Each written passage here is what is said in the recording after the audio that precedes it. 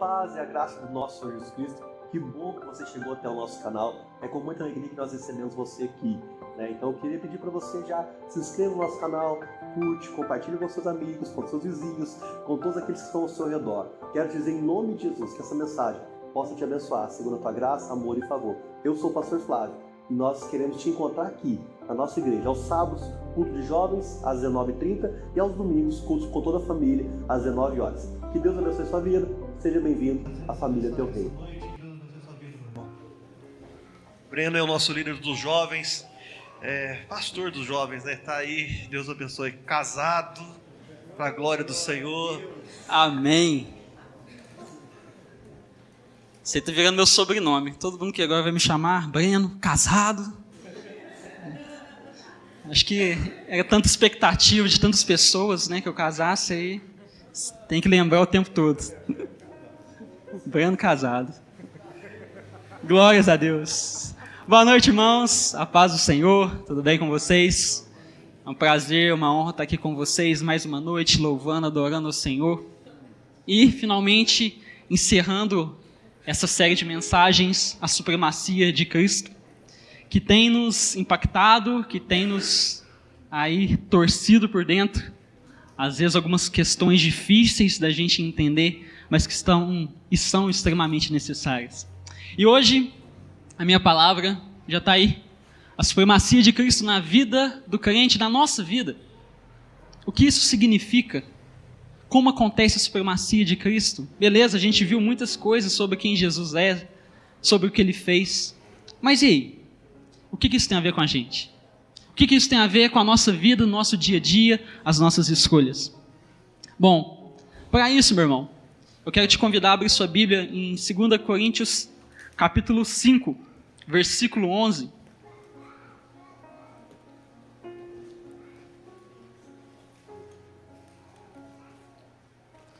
Segunda carta de Paulo aos Coríntios, capítulo 5, versículo 11.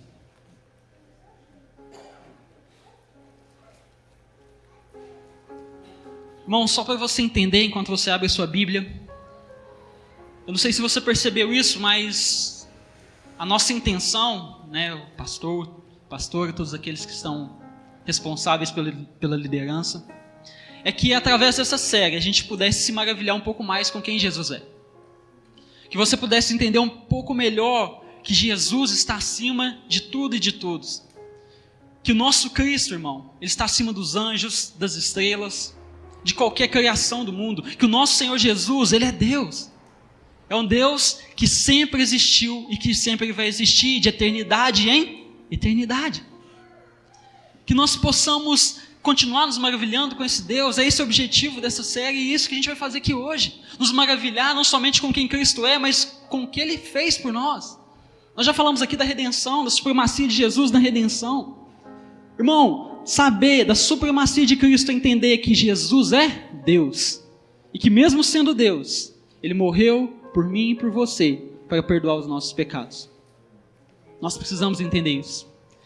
E para a gente exemplificar isso na nossa vida, nada melhor do que um tal de apóstolo Paulo, que, não sei para você, mas na minha opinião, é um dos maiores exemplos de cristão em toda a Bíblia, em toda a história.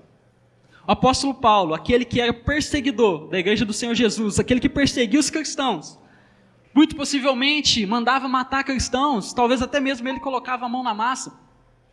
Essa pessoa, que era o terror, se converte. Ele tem um encontro com Jesus. E a partir dali ele passa a ser uma pessoa totalmente diferente. Quando ele entende a supremacia de Cristo na vida dele, quando ele entende quem Jesus realmente era, Paulo nunca mais foi o mesmo. Esse homem tem muito para nos ensinar. Mas será que conosco acontece a mesma coisa? Será que comigo e com você, quando a gente tem um encontro, quando a gente entende exatamente quem Jesus é, o que Ele fez, será que a nossa vida também tem sido transformada? Eu quero aqui citar, então, alguns exemplos desse texto de 2 Coríntios que a gente vai ler. Alguns trechos, irmãos, que Paulo demonstra, através da sua vida e através da vida dos cristãos em sua volta, pontos extremamente importantes para quem entendeu a supremacia de Cristo. Pontos extremamente importantes para quem realmente entende quem Jesus é na vida dele e quanto isso deve impactar. Então vamos lá? 2 Coríntios capítulo 5, versículo 11, vai dizer o seguinte: uma vez que conhecemos o temor do Senhor, procuramos persuadir os homens. O que somos está manifesto diante de Deus, e esperamos que seja manifesto também diante da consciência de vocês. Não estamos tentando novamente recomendar-nos a vocês, porém estamos dando a oportunidade de exultar em nós, para que tenham que responder aos que se vangloriam das aparências, e não do que está no coração. Se enlouquecemos é por amor a Deus, se conservamos o juízo é por amor a vocês, pois o amor de Cristo nos constrange, porque estamos convencidos de que um morreu por todos, logo todos morreram. Versículo 15, olha o que diz: e ele morreu por todos, para que aqueles que vivem já não vivam mais para si mesmos, mas para aquele que por eles morreu e ressuscitou. De modo que, de agora em diante, a ninguém mais consideramos do ponto de vista humano. Ainda que tenhamos considerado Cristo dessa forma, agora já não consideramos mais assim. Portanto, se alguém está em Cristo, é nova criação, as coisas antigas já se passaram, e eis que tudo se fez novo. Tudo isso provém de Deus, que nos reconciliou consigo mesmo por meio de Cristo, e nos deu o ministério da reconciliação. Ou seja, que Deus em Cristo estava reconciliando consigo o mundo, não levando em conta os pecados dos homens, e nos confiou a mensagem da reconciliação. Portanto, somos embaixadores de Cristo, como se Deus estivesse fazendo o seu apelo por nosso intermédio. Por amor a Cristo suplicamos, reconciliem-se com Deus. Versículo 21, Deus tornou pecado por nós aquele que não tinha pecado, para que nele nos tornássemos justiça de Deus. Amém, irmão? Feche seus olhos, vamos orar ao Senhor. Esse é o momento da gente orar ao Senhor, para que Ele possa nos conduzir nesse momento da palavra. Quero de verdade pedir do fundo do meu coração que você possa falar com o Senhor. Com seus olhos fechados, comece a pedir: Senhor, abre o meu coração nesse momento. Me ajude a entender mais a Tua palavra. Me ajude a entender mais a supremacia do meu Senhor Jesus. Me ajude a aplicar essa supremacia na minha vida. Me ajude a entender tudo aquilo que o Senhor quer que eu entenda nessa noite. Irmão, abra o seu coração, rasgue o seu coração diante do Senhor, porque a palavra dEle é transformadora, a palavra dEle é impactante, a palavra dEle muda aquilo que precisa ser mudado em nossa vida. Eu não tenho nada de bom para te oferecer nessa noite, mas a palavra do Senhor ela tem. Então peça para que Deus abra o seu coração e que a palavra dEle entre em você nessa noite. Peça isso a Ele. Oh Deus, Senhor meu Deus, meu Pai, nós te agradecemos por mais um dia, por mais um culto, por tudo aquilo que o Senhor tem feito em nossas vidas, pela Tua bondade, pela Tua misericórdia, pelo perdão dos pecados. Nós te pedimos mais uma vez, perdoa os nossos pecados. Nós não somos dignos de estar aqui nessa noite cultuando ao Senhor, mas nós sabemos que por causa de Jesus, o nosso supremo, soberano Senhor Jesus, por causa dEle, nós podemos estar aqui. Então nós te pedimos, Deus, em nome de Jesus, nos ajude a continuar oferecendo um culto agradável a Ti, como tem sido até o momento. Nos ajude a Te louvar e Te adorar, aprendendo mais a Tua santa palavra. Nos ajude a absorver tudo aquilo que o Senhor quer que a gente absorva nessa noite. Pai, em nome do Senhor Jesus, eu te peço, me conduza, me guie como um instrumento do Senhor, que eu fale aquilo que o Senhor quer falar, e que eu me cale quando o Senhor não quer falar. Pai, em nome do Senhor Jesus, nós consagramos tudo isso aqui a Ti, e que tudo seja para a honra e glória do Teu nome, em nome de Jesus. Todos digam amém. Amém? Glória a Deus. Irmão, na sexta-feira, aconteceu a tão famosa abertura dos Jogos Olímpicos. Alguém aqui assistiu? Chegou a assistir? Perdeu nada. E eu também não assisti, mas depois eu vi algumas coisas que aconteceram nessa abertura. Infelizmente não foi uma abertura que ficou marcada por coisas bonitas, coisas belas, impactantes, grandiosas, mas ficou marcada especificamente por zombarem do nosso Senhor Jesus. Quem que viu o que eles fizeram? Eu não vou entrar em detalhes aqui, depois se você quiser você procura. Mas em determinado momento da cerimônia de abertura, eles refizeram a Santa Ceia do Senhor de uma forma totalmente contra os princípios cristãos, contra os princípios de Deus na palavra dele, zombando mesmo da nossa fé, zombando do nosso soberano Jesus. E é algo que, de certa forma, causa um incômodo na gente, na verdade. A gente não gosta quando mexem com a nossa família, a gente não gosta quando mexem com os nossos amigos, e principalmente quando mexem com o nosso Senhor Jesus. Nos incomoda. Mas, infelizmente, desde que o mundo é mundo, a zombaria, o escárnio de Jesus acontece. Porque o mundo não teme a Deus. Desde que o mundo é mundo, se você pegar uma das primeiras ilustrações a respeito de Jesus, chamada o grafite de Alexamenos, acho que é algo mais ou menos assim, não sei se você já ouviu falar, o grafite de Alexamenos, nada mais que uma pintura, uma marca na parede, na pedra, e nessa marca está um homem, que é o Alexamenos, e ele está olhando para uma cruz, e um homem pendurado na cruz com a cabeça de burro, com a cabeça de um asno.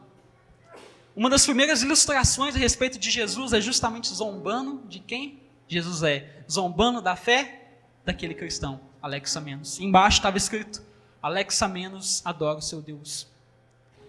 Irmão, desde que Jesus estava aqui na terra, ele foi zombado. Quantos aqui lembram que chamavam ele de endemoniado? O chefe dos capetas, Beelzebu. Falavam isso dele. Mas talvez o escárnio, a humilhação, a zombaria mais terrível que fizeram contra o nosso Senhor Jesus foi na cruz.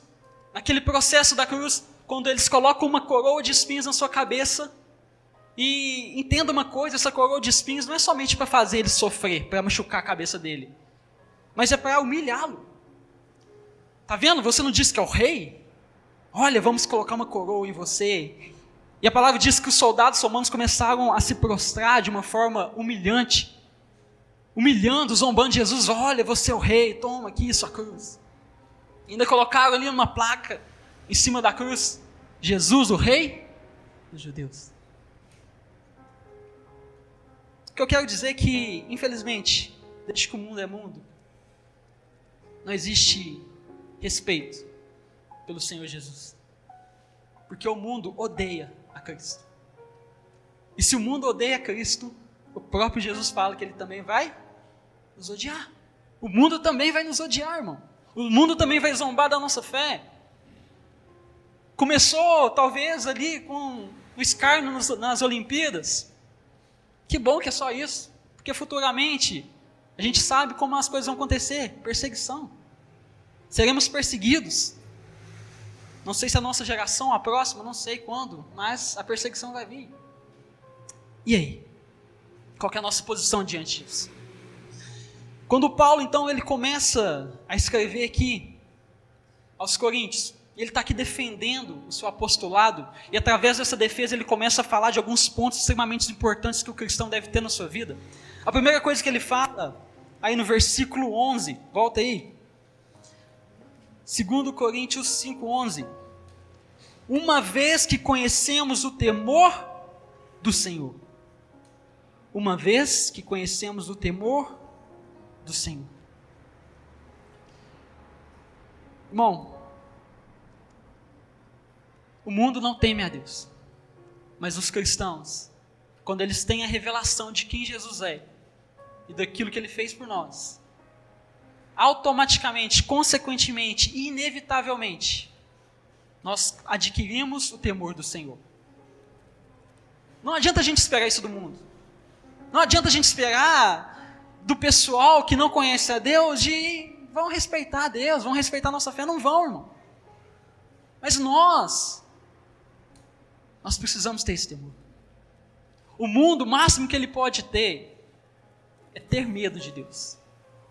Porque eles não conseguem compreender a beleza de Deus. Sabe tudo isso que a gente está falando aqui nessa série de supremacia de Cristo? De quão Jesus é belo, quão maravilhoso, quão majestoso, quão santo, como a gente se maravilha com tudo isso. O mundo não entende nada disso.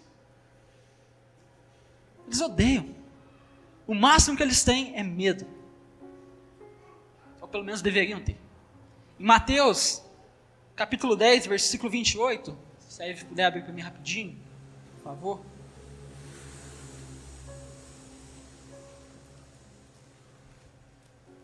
Não tenham medo dos que matam o corpo, mas não podem matar a alma. Antes, tenham medo daquele que pode destruir tanto a alma como o corpo no inferno.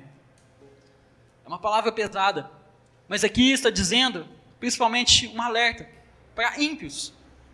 Os ímpios, irmãos, as pessoas que não têm a Cristo como seu Senhor e Salvador, devem ter medo de Deus, porque Ele é fogo consumidor. Ele é terrível. Ele é o maravilhoso Deus de amor, mas é também o terrível Deus de justiça. Aqueles que estão no mundo estão ali presos nas suas maldades e não tem o sangue de Jesus para lavar as maldades deles.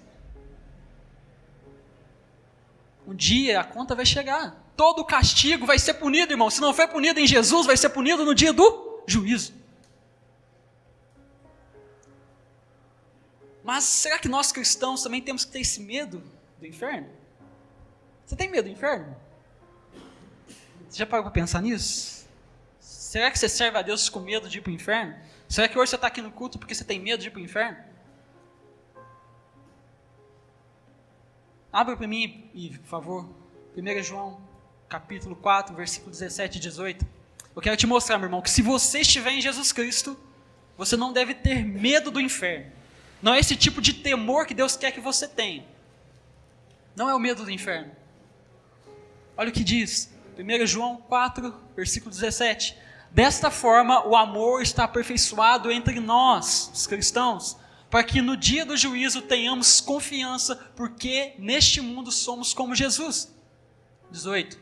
No amor não há medo, pelo contrário, o perfeito amor expulsa o medo, porque o medo implica castigo. Aquele que tem medo não está aperfeiçoado no amor.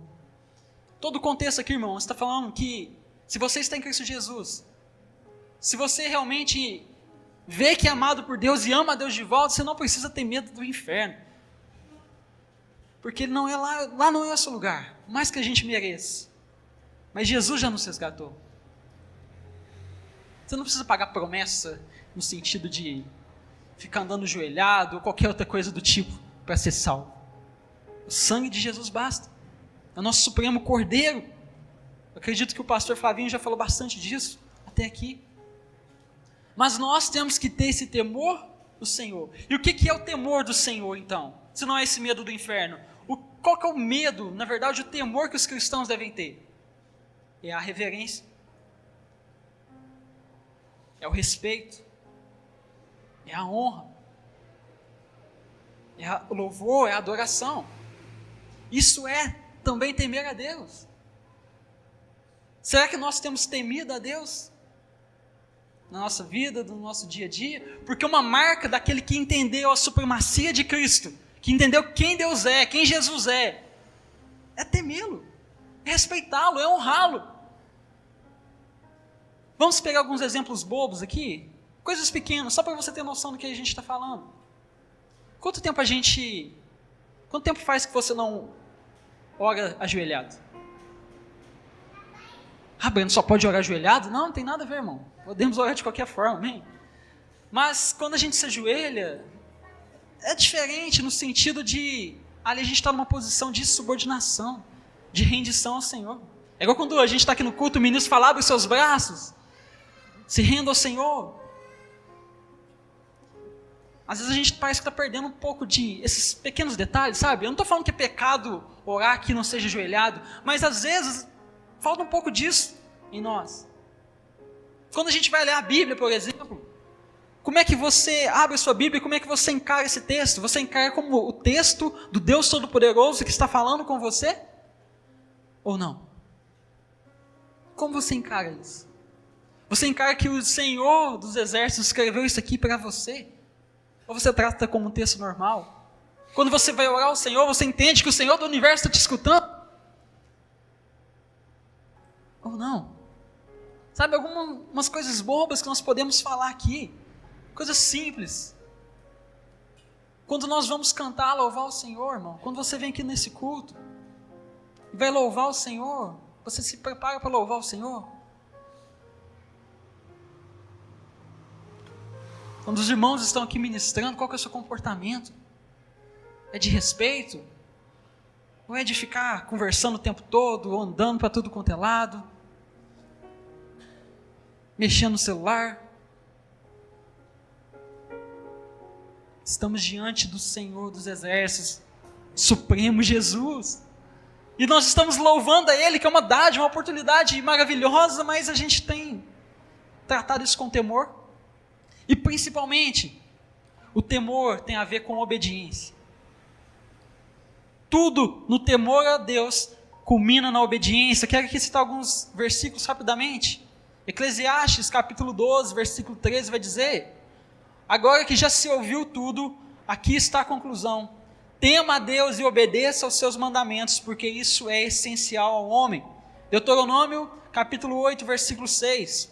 Obedeçam os mandamentos do Senhor, o seu Deus, andando em seus caminhos e dele tendo temor. Jó, capítulo 1, versículo 8. Disse então o Senhor a Satanás: reparou no meu servo Jó? Não há ninguém na terra como ele, irrepreensível, íntegro, homem que teme a Deus e que se desvia do mal. 2 Coríntios capítulo 7, versículo 1. Amados, visto que temos essas promessas, purifiquemo-nos de tudo que contamina o corpo e o espírito, aperfeiçoando a santidade no temor do Senhor. E poderíamos falar aqui de muitos e muitos outros. Principalmente, irmão, nós demonstramos o temor do Senhor quando nós obedecemos. Se nós não nos importamos em obedecer a Deus, nós não estamos temendo a Deus. Nós não estamos agindo como quem conhece a supremacia de Cristo.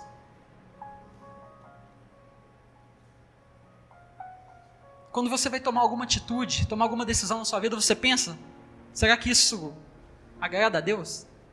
Será que isso é contra a palavra de Deus? Quando você começa a pensar em algo, quando você começa a fazer algo, ter certos sentimentos, será que você pensa: nossa, será que isso é bom diante do meu Deus?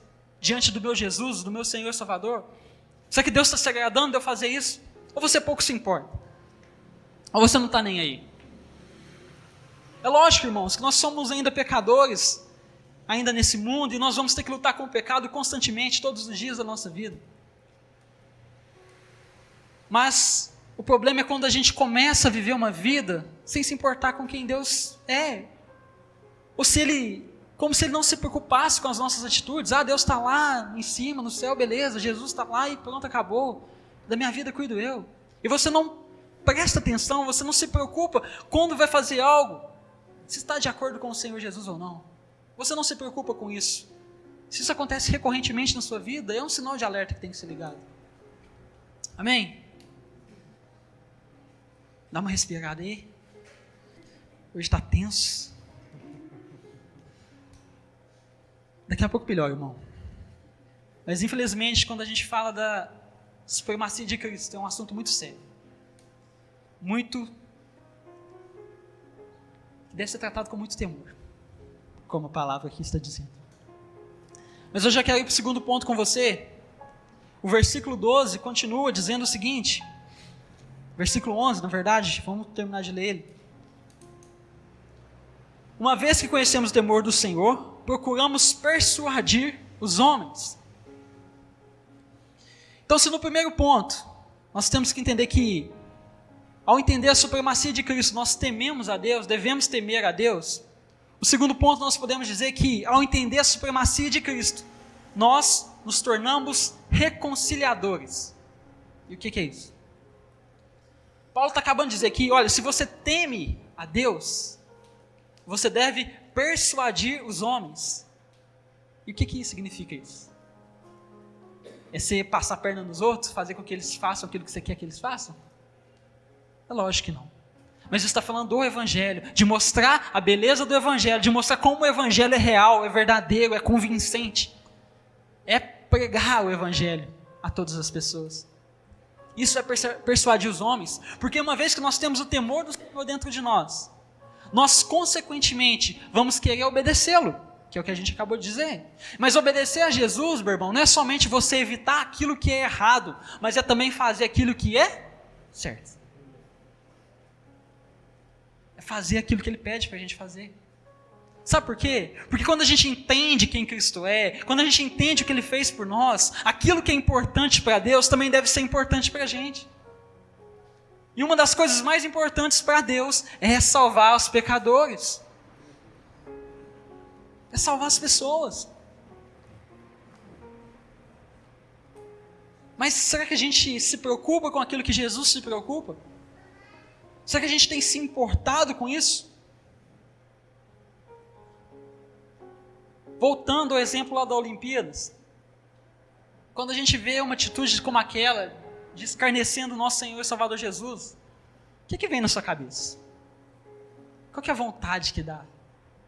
De verdade, irmão, nesses momentos eu entendo Tiago e João, quando eles estavam lá com os samaritanos.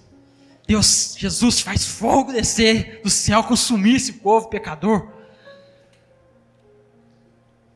Só que Jesus repreende na hora, fala, não é assim. Não é assim. Pelo contrário, Jesus nos aconselha, não somente nos aconselha, mas nos ordena para que a gente ore pelos nossos inimigos. Ame os inimigos e ore por aqueles que nos perseguem. Jesus nos recomenda orar por aquele povo, aquelas pessoas. Não somente orar por elas, mas também pregar o evangelho para elas. Porque aquele povo, se não se converter, vai para o inferno, irmão. Ah, mas eles merecem. Tá. Verdade. Mas eu e você, também não merecíamos? Será que a gente também não merecia o inferno?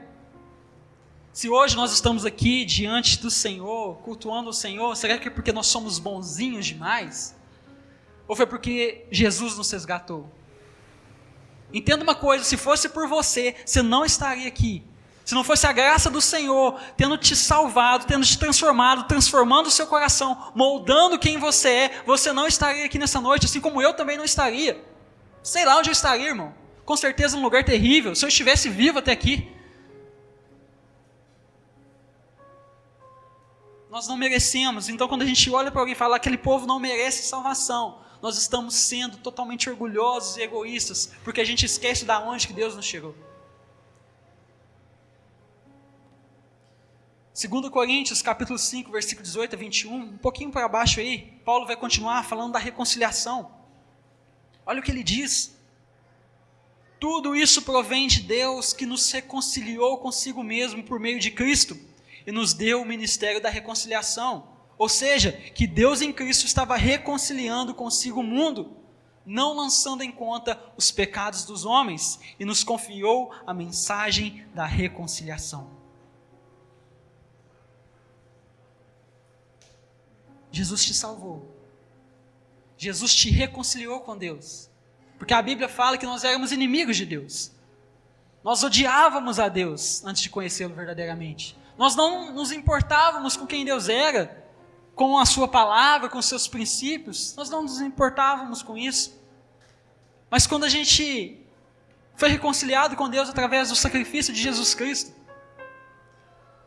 aí sim nós entendemos. Aí sim nós compreendemos, a nossa mente abriu. Nós percebemos o quão errado nós estávamos e agora nós começamos a amar a Deus. A própria palavra vai dizer, nós amamos porque Ele nos amou primeiro. Tudo então veio dEle. Porque tudo veio dEle, então nós também devemos levar essa mensagem da reconciliação para as outras pessoas. Deus não te reconciliou com Ele mesmo para você ficar aí de braços cruzados, para nós ficarmos aqui pouco nos importando com pessoas indo para o inferno. Ele nos reconciliou e também nos deu o ministério da reconciliação. Amém? Você é um reconciliador. Continuando, terceiro ponto. Ao entender a supremacia de Cristo, nós somos constrangidos com o amor de Deus. Versículo 14, 2 Coríntios 5,14.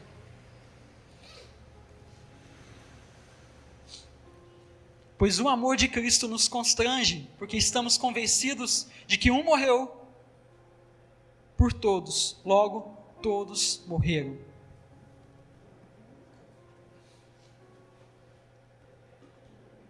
Paulo era um homem que continuamente sentia um certo constrangimento, um incômodo saudável, podemos dizer assim, porque direto ele olhava para o seu passado e via o quão mal ele foi, quão perseguidor dos cristãos ele era, quão terrível ele era no passado dele. Só que depois ele olha para Deus e vê aquilo que Deus fez na vida dele, como Deus teve misericórdia, como Deus amou a ele. Ele fica constrangido, por isso que ele fala: o amor de Deus nos constrange, o amor de Jesus nos constrange. Por quê? Porque eu não merecia, ele morreu por mim. Mas será que isso acontece também comigo e com você? Já aconteceu, irmão, de você ficar assim, sentindo constrangido com Deus, e ver Ele derramando bênçãos na sua vida, ver Ele te abençoando, cuidando de você, te livrando de tantas e tantas coisas, mesmo você sem merecer, mesmo sem nós merecermos? Um desafio que eu te aconselho a fazer, um desafio prático: um dia escreve no caderno, no seu computador, seja lá onde for, tudo aquilo de ruim que você já fez, tudo aquilo de ruim que você já foi, ou até que ainda seja. Coloca lá: motivos para Deus não me amar. Escreve lá tudo. Vai encher um caderno gigante, né? Se a gente for escrever tudo. 10 matérias é pouco. Com todos nós. Com todos nós. Mas depois de tudo isso, você coloca assim: mas o amor de Deus foi maior do que tudo. Glória a Deus. Amém. O amor de Deus foi maior do que tudo isso. Porque se você está em Cristo, Ele te amou de tal forma que jogou tudo isso fora. O amor dele transbordou. Onde o pecado abundou, superabundou a graça do Senhor. Isso deve nos maravilhar, isso deve nos constranger.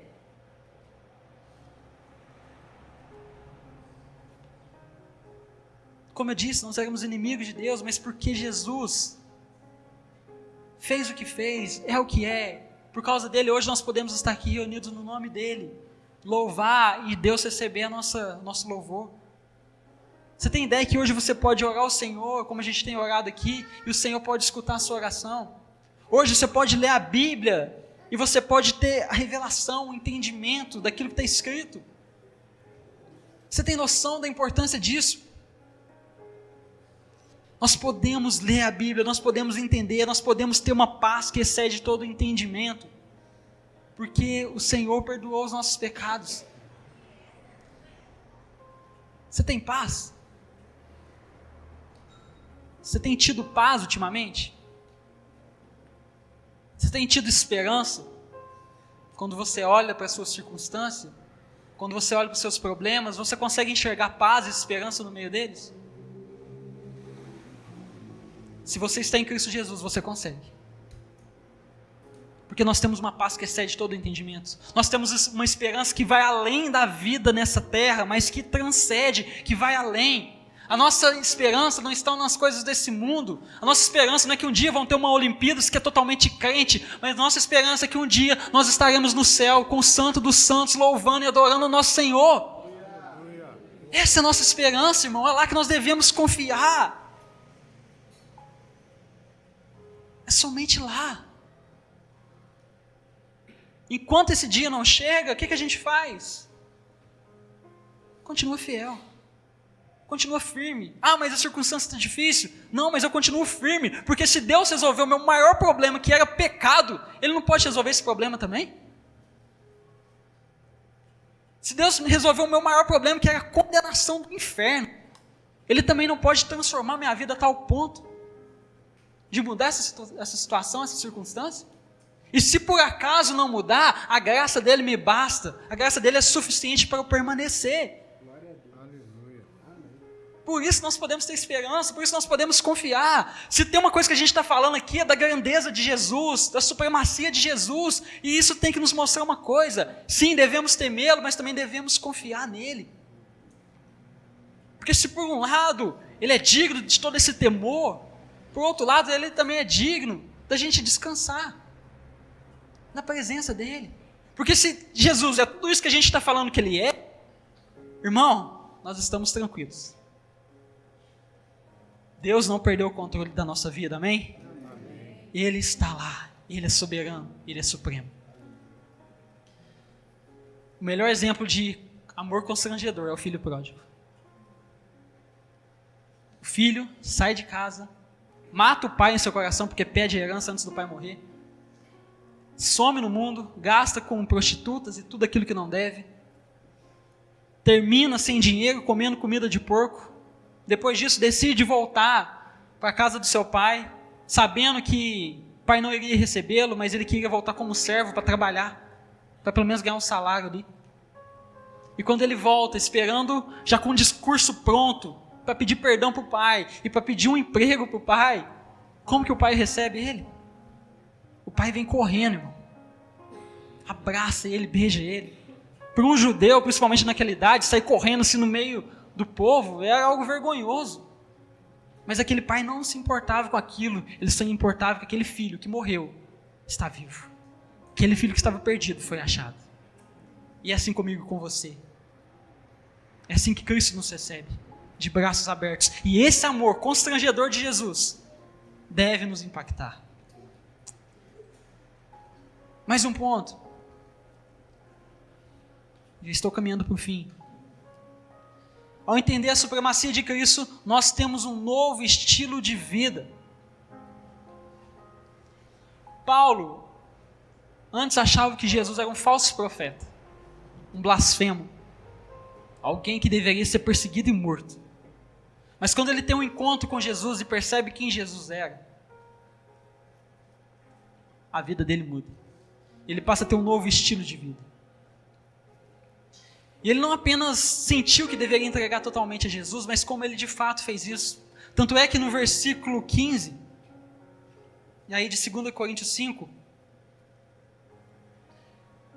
diz o seguinte: e ele morreu por todos, para aqueles que vivem, já não vivam mais para si mesmo, mas para aquele que por eles morreu e ressuscitou, de modo que de agora em diante a ninguém mais consideremos do ponto de vista humano. Ainda que antes tenhamos considerado Cristo dessa forma, agora já não consideramos mais assim. Quando Paulo entendeu quem Jesus era, irmão, ele virou a vida dele de cabeça para baixo. Porque Jesus desconstruiu tudo dele. Não tem como você ter um encontro com Jesus Cristo e continuar da mesma forma. Gosto muito de dar o exemplo aqui da carreta do Paul Washer. Talvez alguns irmãos já devam ter ouvido. Mas imagina que eu chego aqui no culto, atrasado, com a camisa um pouco suja, e falo: irmãos, me perdoem, porque eu estava vindo para o culto, sem querer, entrei na contramão, estava de noite, estava escuro. E aí, eu bati de frente com uma carreta. Cadê o Cleise? Cleise, né? Eu queria saber quanto que pesa uma carreta bem pesada. Mas deve ser pesado. Algumas toneladas. Imagina, um encontro com uma carreta a 200 km por hora de muitas toneladas. E aí eu bati de frente, irmão, com essa carreta, então por isso que eu atrasei, tá? Então vocês me desculpam. O que vocês iam falar de mim? Breno, você é doido ou você é mentiroso? Porque não tem como você ter um encontro com uma carreta desse jeito e continuar vivo. Não passar da vida para a morte. E é verdade. Mas Jesus Cristo é muito mais pesado que uma carreta. Não tem como a gente ter um encontro com Jesus Cristo verdadeiro. Não com a religiosidade. Não com gostar de frequentar o culto de vez em quando. Não, um encontro verdadeiro com Cristo. E a gente continuar sendo a mesma pessoa. Não tem como, irmão. A nossa vida muda, o nosso estilo de vida muda totalmente. Se uma carreta faz da gente da vida para a morte, Cristo nos traz da morte à vida. Paulo entendeu isso. Tanto é que ele fala, olha, agora minha vida pertence a Jesus. Agora a vida que eu vivo não é mais para mim, mas é para Jesus. Eu não consigo mais viver para mim mesmo. Podem até me chamar de louco, e muitas pessoas, se você vê nas cartas de Paulo, muitos chamavam ele de louco.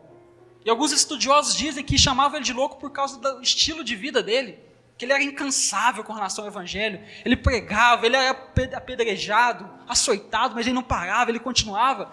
Aí eles falavam, esse cara deve ser doido, para continuar, para permanecer assim. Mas ele não parava. Da mesma forma, talvez, tem pessoas que acham que você é doido, irmão, por ser cristão. Com certeza. Se você é um verdadeiro crente, vai ter muita gente que talvez não fale para você, mas que te acha doido. Que? Você vai deixar de descansar no domingo à noite na sua casa para ir num culto? A vida já está tão corrida, você ainda tem que tirar tempo do seu dia para orar e ler a Bíblia. Você ainda tem que tirar tempo da sua semana para ir no culto constantemente, para ter comunhão com os irmãos. Já está tão difícil cuidar da nossa vida, a gente ainda tem que cuidar uns dos outros, você está doido? Amar o próximo como a mim mesmo, isso é loucura. As pessoas pensam dessa forma. Deixa pensar, irmão. Deixa pensar. Sabe por quê? Porque se elas conhecessem Jesus como a gente conhece, elas entenderiam que loucura é não servir um Deus desse. Aleluia. Porque quando a gente tem a revelação de quem Cristo é, a gente fala, meu Deus, isso aqui é a melhor coisa do mundo. Estar na presença de Deus, aos pés de Jesus, é a melhor coisa do mundo. Eu não troco isso aqui por nada. Nada, nada. Ele é supremo, Ele é soberano. Ah, você está levando Jesus muito a sério. Você já ouviu isso? Você está levando essas coisas de igreja muito a sério. Coisa de igreja, não falei nem Jesus. Coisa de igreja muito a sério.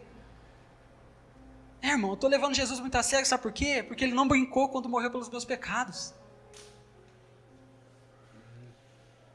Se Ele me levou tão a sério, quem sou eu para não levar?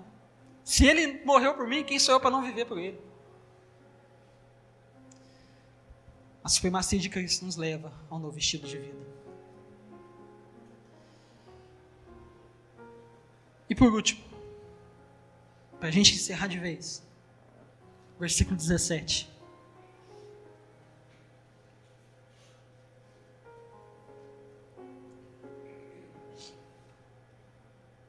Portanto, se alguém está em Cristo, é nova criação. As coisas antigas já passaram, eis que coisas novas surgiram. Ao entendermos a supremacia de Cristo, nosso último ponto é: nós temos uma nova natureza. Não é só o estilo de vida que muda, mas todo o nosso ser, todo o nosso interior muda. Muitas pessoas acham que quando a gente fala que aquele que tem Cristo é nova criatura, então agora eu fazia tais coisas e agora eu não faço mais porque não pode. Ou eu começo a fazer novas coisas porque agora eu tenho que fazer, então sou obrigado a fazer, então vou fazer, né? Mas é algo muito mais além do que isso, irmão. Falar que é nova criação é dizer, Paulo que está dizendo algo muito mais profundo, está falando que, olha, agora vocês fazem parte de uma nova criação, de um novo mundo que Deus tem criado, que um dia vai se completar na eternidade. Hoje você faz parte dessa nova criação. É a tensão do já e ainda não, que os teólogos dizem. Nós já vivemos o reino de Deus, mas ainda não completamente. Da mesma forma, nós já podemos sentir um vislumbre desse novo nascimento nessa vida. Então nós não somos mais pessoas que agora seguem novas regras, mas nós somos novas pessoas que nasceram de novo, e porque a gente nasceu de novo, a gente tem um novo estilo de vida. É diferente. Ah, você é crente, você não pode fazer isso, né? Não, irmão. Eu sou cristão, e porque eu sou uma nova pessoa, aquela coisa já não é mais importante para mim. Se você acha que ser cristão é simplesmente seguir um conjunto de regras e tudo mais, você não entendeu o evangelho. Você realmente vai deixar de fazer certas coisas. Você realmente vai começar a fazer novas coisas. A sua vida vai mudar, como a gente está dizendo aqui. Mas é porque você é uma nova pessoa. Aquilo que antes te fazia apaixonar, não te apaixona mais. E aquilo que antes te causava nojo, não te enoja mais. As coisas mudaram. Você tem um novo gosto, um novo pensamento, uma nova mente, a mente de Cristo. Isso é ser cristão, isso é entender a supremacia de Cristo sobre todo o universo, inclusive na minha vida e na sua, irmão. Que você nasceu de novo, você não é mais o mesmo, o seu gosto mudou, a sua vida muda. Você tem uma nova natureza. E é isso que nós precisamos entender. Por isso eu quero te convidar a ficar de pé nesse momento, para que a gente pudesse orar, que a gente pudesse ter alguns minutinhos para a gente refletir aquilo que nós falamos.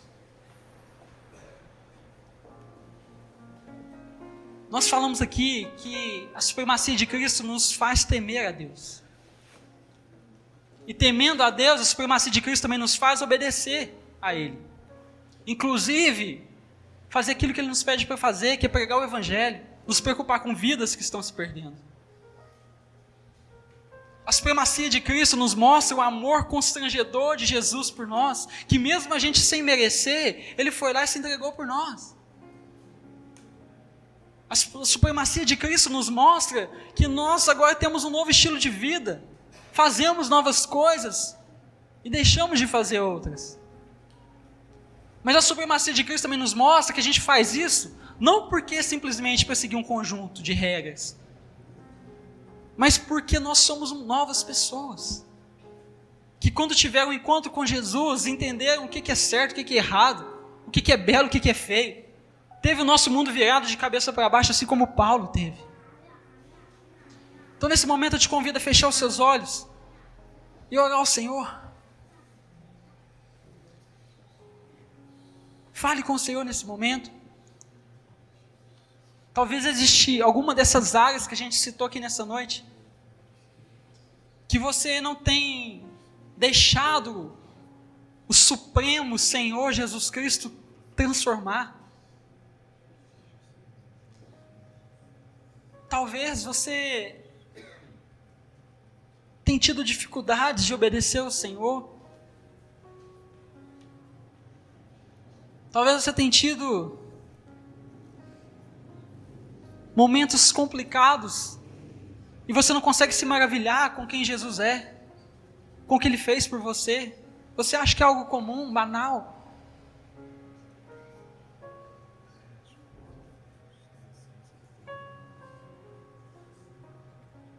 Talvez você não consiga entender que aquele que tem Cristo realmente é uma nova pessoa. Irmão, essa é uma transformação que eu não posso fazer, nem por mim mesmo, quanto mais para cada um de vocês, que o pastor Flavio não pode fazer também, que nós não podemos fazer, mas que Jesus pode. Paulo não teve a vida transformada porque ele quis, ele teve a vida transformada porque ele encontrou Jesus. Então, se você sente que está afastado de Jesus, que você não está entendendo essa supremacia dele, o quão grandioso e maravilhoso ele é, irmão, peça: Jesus, me revela a ti. Abra o meu coração para quem tu és. Eu preciso do Senhor. Porque só o Senhor pode mudar a minha vida. Só o Senhor pode transformar aquilo que está errado em mim. Não é pela minha força, mas é pelo teu Espírito. Ora, Senhor, meu irmão. Fale com Deus.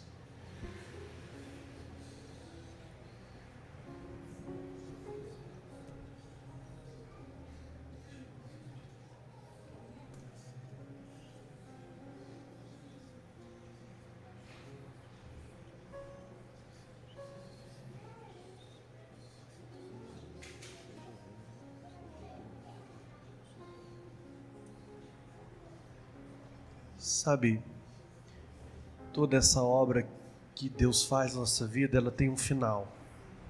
Eu só quero ler de novo o que o Breno leu no começo, para que possamos entender. Versículo 18, depois que o Breno disse que as coisas antigas já se passaram, né, leu aqui na palavra do Senhor, e que surgiram coisas novas, o versículo 18 vai dizer o seguinte: tudo isso provém de Deus, que nos reconciliou consigo mesmo por meio de Cristo e que nos deu o mistério da reconciliação, ou seja, que Deus em Cristo estava reconciliando consigo o mundo, não levando em conta os pecados dos homens, e nos confiou a mensagem da reconciliação. Olha o resultado disso tudo, irmão, versículo 20. Esse é o resultado da vida de um homem e de uma mulher transformado. Portanto, somos o quê? Embaixadores de Cristo, como se Deus estivesse fazendo apelo por quem? Por nosso intermédio. Por amor a Cristo suplicamos, reconciliem-se com Deus.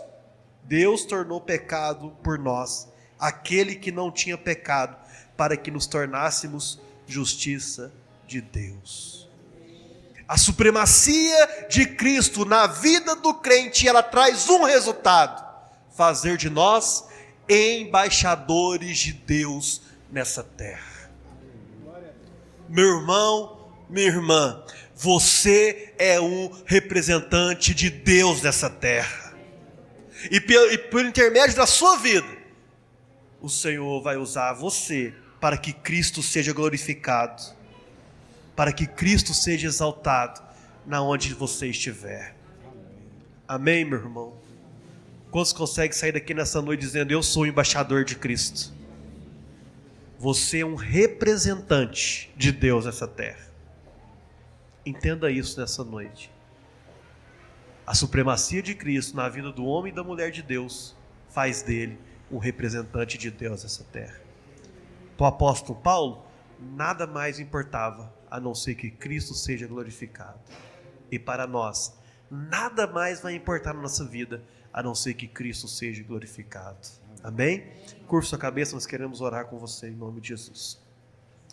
Senhor, meu Deus e meu Pai, muito obrigado por essa palavra. Muito obrigado nessa noite porque o Senhor nos ensinou, nos lembrou, falou no nosso coração a respeito de quem o Senhor é na nossa vida. O Senhor é tudo que nós somos, é tudo que nós temos, é tudo que nós queremos ter, é tudo que nós queremos ser, Pai. Nós precisamos do Senhor. Senhor Jesus, nos ajude a viver os planos e o propósito do Senhor nessa terra. Pai, eu te peço em nome de Jesus, abençoe os meus irmãos, os mais novos até os mais experientes. Nós te pedimos em nome de Jesus, nos ajude a sermos embaixadores do Senhor nessa terra. Nos ajude a viver para ti, glorificar o teu nome em todas as áreas da nossa vida. Que o Senhor, Pai, nos abençoe, que o Senhor nos direcione, em nome de Jesus. Amém, amém, amém. Amém, queridos. Olhe para o teu irmão aí e diga: você é um representante de Cristo nessa terra. Estenda suas mãos, eu quero orar com você. Que o Senhor, meu Deus, te abençoe e te guarde. Resplandeça o seu rosto sobre ti e vai adiante de ti. 1000 cairão ao teu lado, 10.000 à tua direita, porém você não será atingido. Igreja do Senhor, seja abençoada em nome de Jesus. Amém, amém, amém. Vamos dar um aplauso ao Senhor. Estamos encerrados.